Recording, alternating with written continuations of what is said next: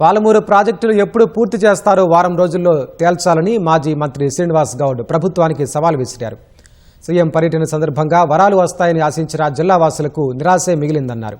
BRS మాజీ మంత్రులు ప్రజాప్రతినిధులు కలిసి మీడియా సమావేశంలో మాట్లాడారు.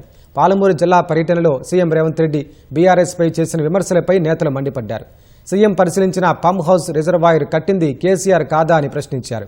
ప్రాజెక్టులపై రాజకీయాలొద్దని రైతుల పక్షాన ఏ త్యాగానికైనా సిద్ధమంటూ స్పష్టం చేశారు.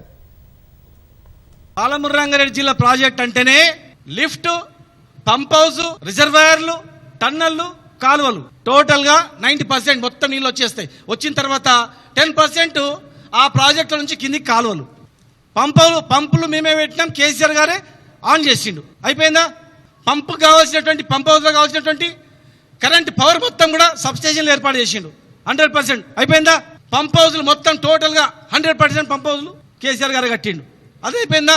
87 కిలోమీటర్ల టన్నల్ అయిపోయింది. టోటల్ 87 కిలోమీటర్ల ప్రాజెక్ట్ మొత్తం కూడా 87 అయిపోయింది. టోటల్ ఈ ప్రాజెక్టుకు డిజైన్ చేసింది 45 కిలోమీటర్ల కాలువలు. 45 కిలోమీటర్ల కాలువలలో 41 కిలోమీటర్ కాలువలు అయిపోయినాయి. ఓన్లీ 2.5 కిలోమీటర్ల కాలువలు మాత్రం మిగిలినాయి. అంటే టోటల్ ప్రాజెక్టే ఇవి. దీనిలో అన్నీ అయిపోయినాయి. మీరు వచ్చిన తర్వాత చేసింది ఏముంది? అసలు నీళ్ళు ఇవ్వడానికే సంవత్సరం అంట 6 నెలలు అంట నీళ్ళు ఈ రిజర్వాయర్లు నింపడానికి 6 నెలలు కాదు, 6 రోజులు అయిపోతుంది.